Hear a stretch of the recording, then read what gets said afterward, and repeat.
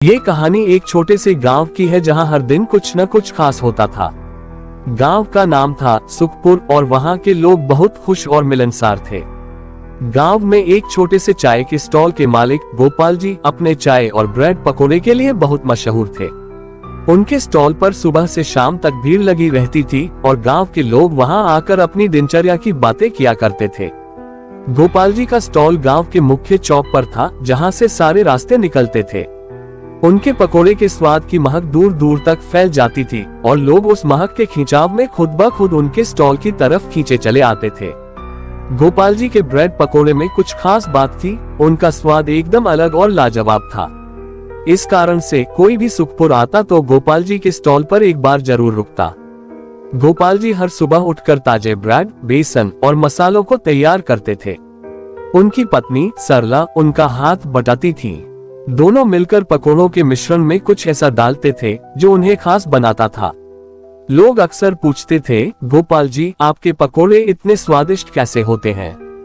पर गोपाल जी मुस्कुराकर कहते, ये हमारे दिल का स्वाद है जो आप तक पहुंचता है।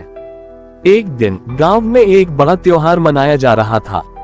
उस दिन सभी गांव वाले गोपाल जी के स्टॉल पर पकोड़े खाने के लिए उमड़ पड़े। गोपाल जी और सरला पूरे दिन व्यस्त रहे, पकोड़े तलते रहे और ग्राहकों को परोसते रहे। उस दिन एक अजीब घटना हुई। एक छोटे बच्चे, जिसका नाम मोहन था, ने गोपाल जी के स्टॉल के पास आकर कहा, चाचा मैं भी पकोड़े खाना चाहता हूँ, पर मेरे पास पैसे नहीं हैं। गोपाल जी ने मोहन को देखा, उसके मैले कपड़े और भूखी आंखें देखकर उनका दिल पिघल गया। उन्होंने बिना कुछ कहे मोहन को एक प्लेट में गर्म गर्म पकोड़े दिए और उसे प्यार से खाने के लिए कहा। मोहन की आंखों में खुशी के आंसू थे। उसने पकोड़े खाए और गोपाल जी को धन्यवाद दिया। इस घटना को देखकर गांव के अन्य लोग भी हैरान रह गए। गोपाल जी ने मोहन के चेहरे पर खुशी देखी और उन्हें एहसास हुआ कि असली खुशी दूसरों को खुश देखकर मिलती है।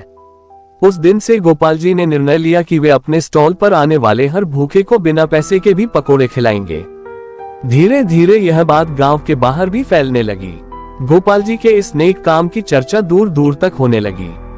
लोग गोपाल जी के स्टॉल पर सिर्फ पकोड़े के लिए ही नहीं, बल्कि उनके इस उदार दिल के लिए भी आने लगे। सुखपुर के लोग गोपाल जी की प्रशंसा करने लगे और उन्हें गांव का हीरो मानने लगे। समय बीतता गया और गोपाल जी का स्टॉल पहले से भी ज्यादा प्रसिद्ध हो गया। गांव के लोग अपने रिश्तेदारों और दोस्तों को गोपाल जी के स्टॉल पर पकोड़े खिलाने ले आते थे।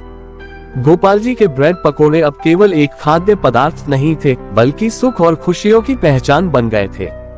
और इस तरह गोपाल जी और उनके ब्रेड पकोड़े सुखपुर गांव के दिल में हमेशा के लिए बस गए। उनके पकोड़े की खुशबू गांव के हर कोने में फैल गई और उनकी उदारता की कहानी सभी के दिलों में गूंजने लगी। ब्रेड पकोड़े अब सिर्फ एक नाश्ता नहीं थे, बल्कि एक मिठास भरी याद बन गए जो जीवन भर गांव वालों के साथ रही।